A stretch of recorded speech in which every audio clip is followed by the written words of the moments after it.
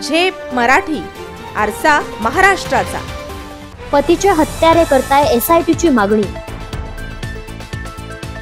आरोपींकडून होतोय दबाव, जीवे ठार करण्याची धमकी। विधवा आदिवासी महिलेने मांडली पत्रकारांसमोर व्यथा।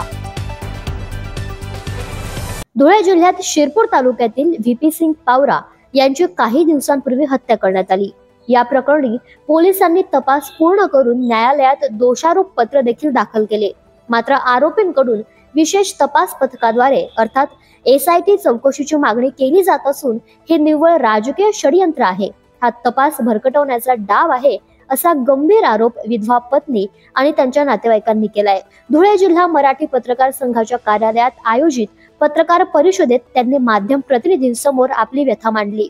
सत्र न्यायालयाने आरोपींचे जामीन अर्ज वेळोवेळी फेटाळले आहेत। केवळ कायदेशीर मार्गाने सुटका होत नसल्याने आरोपी दबाव तंत्राचा वापर करीत असल्याचा दावा त्यांनी यावेळी केला। यांची निर्गुणपणे हत्या करण्यात आली। हत्या झाल्यानंतर त्यांची पत्नी यांनी ती डोळ्यांनी बघितली। हत्या झाल्यानंतर त्यांनी Gawali police station, Sangli police station, Shirpur येथे त्या आरोपींविरुद्ध फिर्याद दाखल केली होती। त्यासह पोलिसांनी लगेच त्यांचा तपास प्रक्रिया पूर्ण करून संशयित आरोपींना त्यांना अटक करण्यात आली होती। अटक केलेले आरोपी आजही न्यायालयीन कोठडीत आहेत। त्याच्यानंतर आरोपींना अटक केल्यानंतर आज जवळपास 5 महिन्यांनंतर आरोपींचे नातेवाईक तसेच त्यांच्या समर्थकांनी एसआयटीची मागणी माननीय जिल्हाधिकारी यांच्याकडे केलेली आहे। तर आता जर त्यांना एसआयटीची मागणी करायची त्यांनी सुरुवातीच्या काळातच करायला हवी। आज त्या गोष्टीला 5 महिने पूर्ण झाले आणि त्यानंतर ते आज एसआयटीची मागणी करतायत, पूर्णपणे चुकीचे आहे। आरोपी राजकीय दृष्ट्या भक्कम असून त्यांनी गावातील लोकांना धमकावून एसआयटी मागणीच्या अर्जावर सह्या घेतल्या आहेत।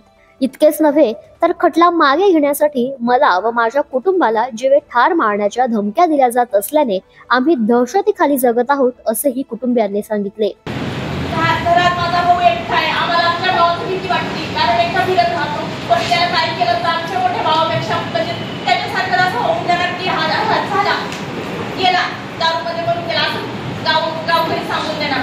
कारण सगळ्यात सोबत झालेली घटना सुद्धा ते सांगायला रेडी नाहीये। माझ्या भावासोबत जे हॉस्पिटलमध्ये आले होते ते सुद्धा रेडी नाही की गवाही द्यायला। आमची सगळी सुट्टी आमचा भाऊ तिला आईसारखा मानत होता। माझी आईला जेवढं बघत होतं तेवढं तिला बघत होतं, तरी ती आज सुद्धा यायला रेडी नाही।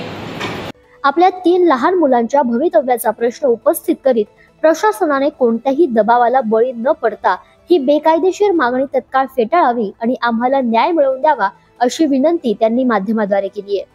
प्रतिनिधी कार्तिक सोनवणे, झेप मराठी, धुळे। अशाच वेगळ्या आणि ताज्या बातम्यांसाठी पाहत रहा झेप मराठी, आरसा महाराष्ट्राचा।